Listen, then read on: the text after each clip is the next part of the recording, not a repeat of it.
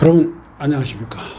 신용호의 문화형 토론 13번째 시간이 되었습니다. 지난 시간에 이제 대구려국 영역을 제가 말씀드리면서 대구려국은 여기 한반도 그리고 여기 이제 만주, 그래서 첫 1기에는 뭐 한반도는 분명히 말씀드리면 대구려 영역에 포함이 안 됩니다. 처음 1기에는 만주 중에서도 길림성 전체와 봉천성의 일부, 현재 윤영성이죠. 그리고 2기에는 봉천성 나머지하고 산해간 이북, 장카고와 직내성과 내몽골이라고 했어요. 내몽골과 직내성은 좀 북경 쪽입니다. 그리고 3기에는 러시아, 중국 양안간에 걸쳐진 흑룡강성 전부와 현재 흥정강성입니다. 그리고 캄차카 반도를 거친 캄차카 반도는 물론이고 연해주 전부, 이렇게 이제 캄차카 반도까지를 3기로 잡은 거예요. 그러니까 러시아 저 위까지 잡은 거예요. 그리고 이 사람들이 이때 이미 러시아 침략의 의도를 확실하게 선을 그은 거죠. 러시아까지 우리 먹겠다, 우리까지 러시아까지 지배하겠다는 그걸 보인 거예요. 그런데 우리 흔히 한간에서 이제 대구려국의 영역을 얘기할 때 이렇게 이해준 선생님의 논문에 이런 게 실려 있었는데, 그러면서 봉황의 나라라고 얘기를 합니다. 그런데 아까 말씀드린 대로 어디에 봐도 대구려국 한반도는 제예요. 만주부터 시작해서 길림성 전체와 봉천성, 이렇게 만주하고 캄차카 반도까지 한반도 제거든요. 그러니까 이게 한반도를 봉황의 머리, 그리고 이쪽 연해주를 뭐 봉황의 날개, 그리고 이쪽 만주 이쪽을 봉황의 날개, 그리고 저 북방고토라고 그러는 저 만주 북부를 봉황의 꼬리, 이렇게 해갖고 대구려국을 그 영역이라 그러는데, 이거는 실제로 우리 한민족 사람들이 생각하는 그런 약간은 환상적인, 그리고 우리가 봉황을 이렇게 귀한 새로, 전설의 새로 생각하잖아요. 그런 게 가미된 거라고 저는 생각해요. 저는 이거는 아니라고 생각합니다. 어쨌든 이제 이런 대구력의 꿈은 무너지고, 그리고 만주국이 건국되는데, 대구력 건국 계획의 실패는 일본 건국 주도 세력인 겐요샤는 그 단체로 만주에 장쩌린을 내세운 일본 군부와는 별도로 만주에서 주도권 확보를 위해서 대구력 건국을 적극적으로 추진했던 거예요. 1918년 정한립이 겐요사 수장인 도야마 미쓰리 베스커의 일왕을 직접 만나서 조선 총독 허락을 받으면 건국에 좋다는 허락을 받아냈으나, 그 당시 조선 총독이 하세가 요시미치 육군대장 출신으로 만주에 조선 유림이 주축되는 나라가 건국되면 조선 반도 역시 내주는 꼴이라며 반대를 했죠.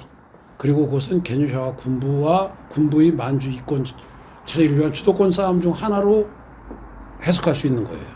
지난 시간에 다 말씀드렸던 거예요.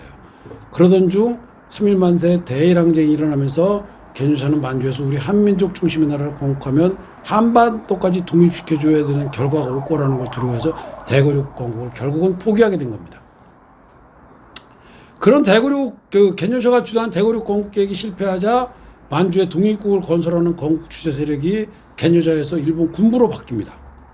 그 군부는 장쩌린을 지지했던, 북방군부의 장쩌린 지지를 지지했던 세력이라고 지난 시간에 말씀드렸죠. 그리고 대구력 건국 계획안을 이용해서 장쩌린을 제거한 뒤에 청나라 마지막 황제 푸이를 내세워서 만주국을 건설합니다. 그런데 이때 중요한 게 바로 그거예요. 제가 지난 시간에도 말씀드렸지만, 대구려국 건국 계획에서 그들은 고구려 역사가 우리 역사이며 그 영토를 이어받은 한민족의 중심이 되어야 된다고 분명히 그랬거든요. 그러니까 고구려 역사와 고구려 영토가 우리 한민족의 역사이며 우리 한민족의 영토였다는 것을 일본은 물론 중국도, 중국 남방군부, 지금의 중화민국이 남방군벌이거든요. 그들도 인정을 했던 거예요. 만주가 중국 영토가 아니라는 걸 그들 스스로 인정을 한 거예요.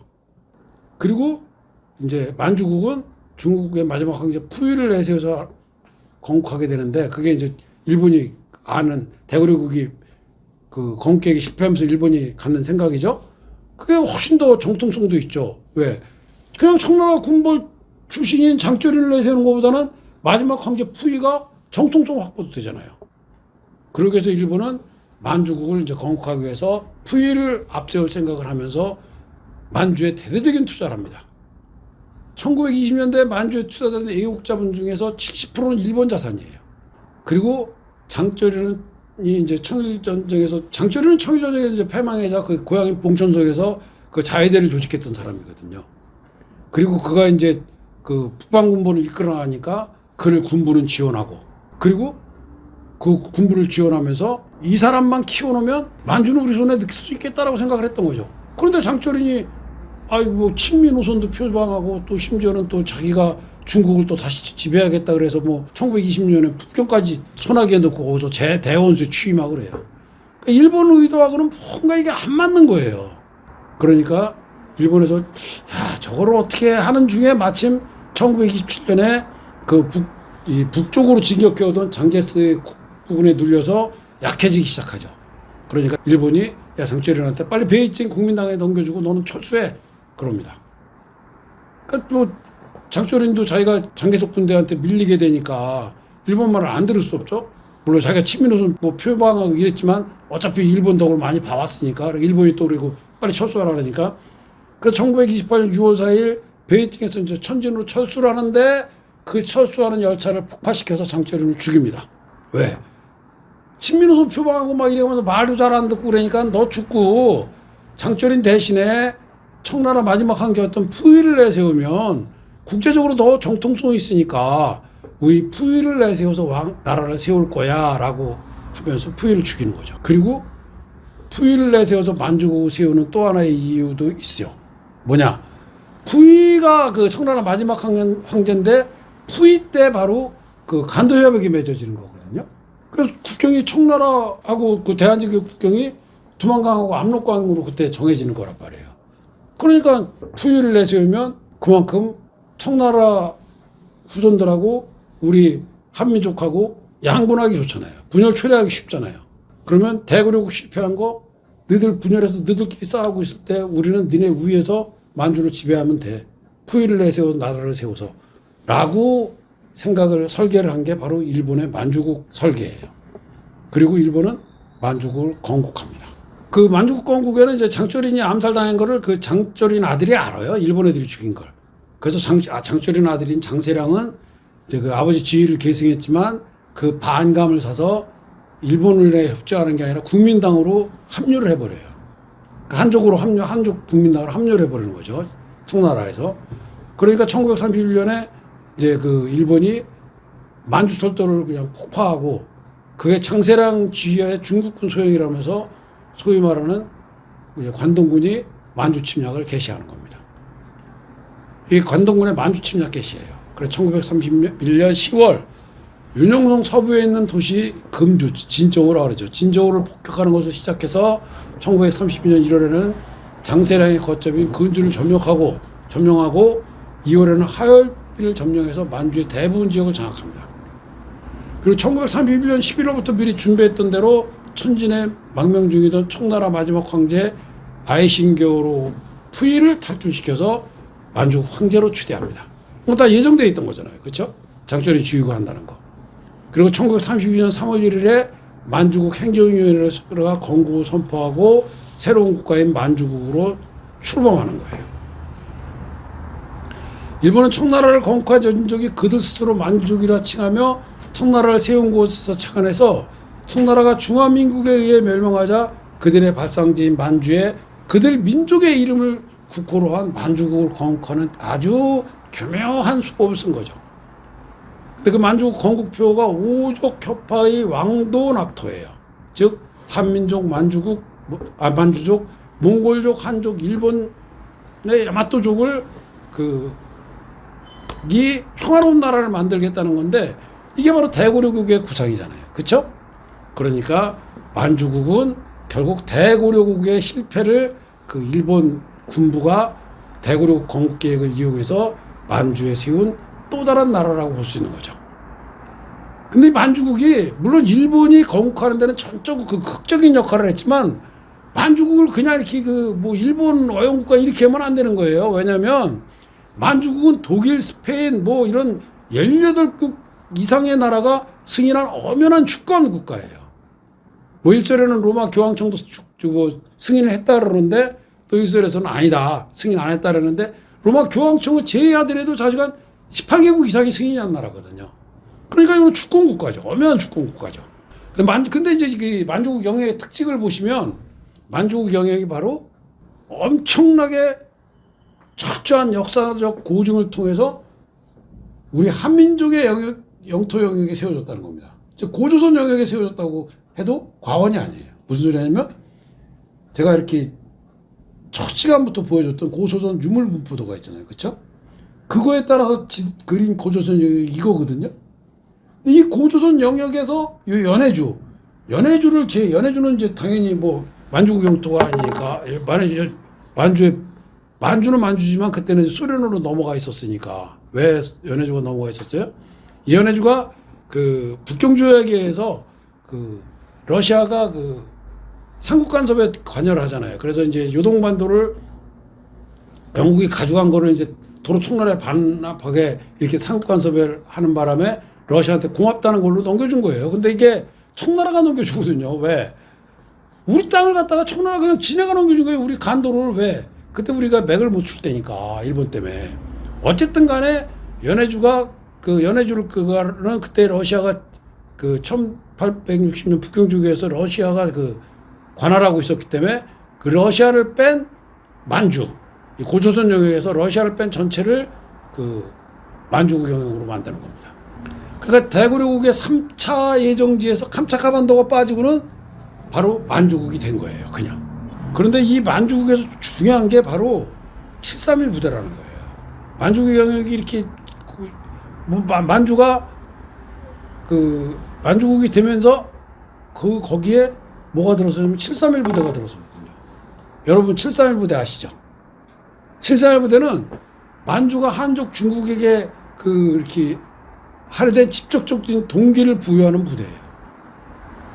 물론 731 부대는 이 이전에 국제적으로 엄청 잔인하고 아주 인간으로서는 해서는 안 될 그 생체 실험을 한 그런 군대로 알려져 있어서 그런 부대로 알려져 있어서 아주 나쁜 진짜 있어서는 안 될 인류의 역사상 있어서는 안 될 그런 그 나라인 건 확실해요. 그런 저기 부대인 건 확실해요. 그런 부대인 거. 그런데 그게 우리한테는 만주가 한족 중국에게 할애된 직접적인 동기를 부여한 부대라는 거예요. 왜 그러냐? 자, 741 부대에 대해서 살펴보면 741 부대가 설립된 그거는 일본 그 당시 일왕이 직접 741 부대를 세우라고 명령을 하고 거기에 자기의 막내 동생인 마카사미노미 타카이토를 그 고등관으로 근무하면서 직접 관리를 하게 만듭니다.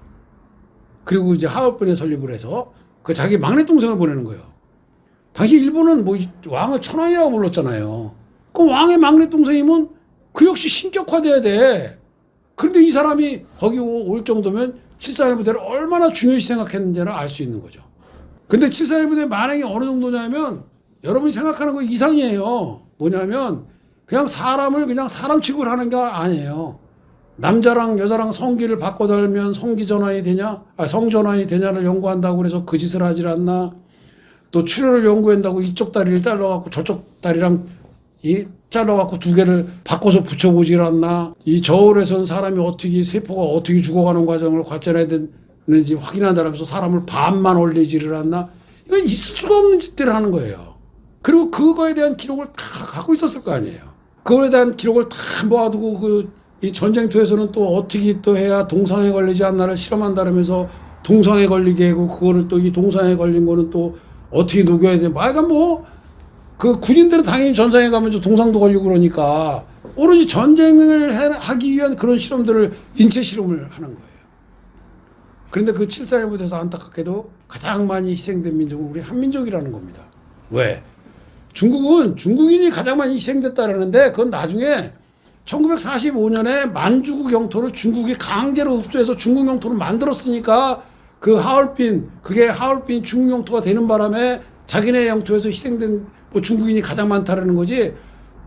누차 말씀드렸다시피 거기에 80% 이상이 우리 한민족이 살고 있었기 때문에 그냥 임의로다가 막 납치에다가 그 실험도구로 쓴 거잖아요. 그러니까 그 한민족이 제일 많이 납치해 당했겠죠. 한민족이라고 봐주고 다른 민족만 데려가지는 않았을 거 아니에요. 그 80% 이상이 살던 우리 한민족이 가장 많이 희생된 게 바로 7.4.1 부대예요. 그리고 그 7.4.1 부대는 누가 해체해요? 7.4.1 부대는 미국이 해체합니다. 만주국을 해체한다는 거는 미국과 러시아 이 연합국들의 그 조약에 의해서 러시아가 만주국을 해체하기로 했어요. 근데 유일하게 만주국 중에서 7.3.1 부대만은 미국이 해체하러 들어갑니다. 그리고 미국은 7.3.1 부대를 해체하면서 거기에서 7.3.1 부대의 모든 연구 결과물을 습득 자기네가 접수하고 그 연구 결과물을 접수한 결과를 본토에 알리면서 본토에서는 이랑을 비롯한 그 7.4.1 부대 근무자들을 25명을 전범에 포함시키지 말라고 명령을 하고 그걸 봐줍니다. 그러면서 미국은 또 다른 암약, 즉 오키나와에 미군 해병대 기지를 설치하는 것을 일본과 암약을 맺게 돼요. 그러면서 영국이 그렇게 원하는 홍콩을 내주고 그리고 러시아가 이미 그 점령하고 있던 아이누족의 땅인 쿠릴 열도랑 사하린을 점령하는 것을 오케이 라고 하면서 만주국 영토는 그러면 연합 4개국인데 중국도 남는 게 있어야 될 거 아니에요. 그러니까 만주국 영토를 중국에 넘겨주는 겁니다. 바로 이 7.3.1 부대의 생체 실험의 결과물인 그 무기들, 그 결과물을 이용해서 생화학 무기를 만드는 그 모든 자료들을 일본이 갖는 조건이 만주가 중국으로 넘어가게 된 한족 중국에게 넘어가게 된 직접적인 동기라고 해도 절대 과언이 아닌 겁니다. 결국 일본은 점령군에게 바칠 거를 만들어서 바쳐줌으로써 자기들은 모든 거에서 면피를 한 거예요. 자, 오늘은 시간이 좀 지났는데 조금 많이 했네요. 그러니까 여기서 마치고 다음 시간에 여기 이어서 조금 더 설명을 하고 그리고 다음 과정을 이야기하겠습니다. 감사합니다.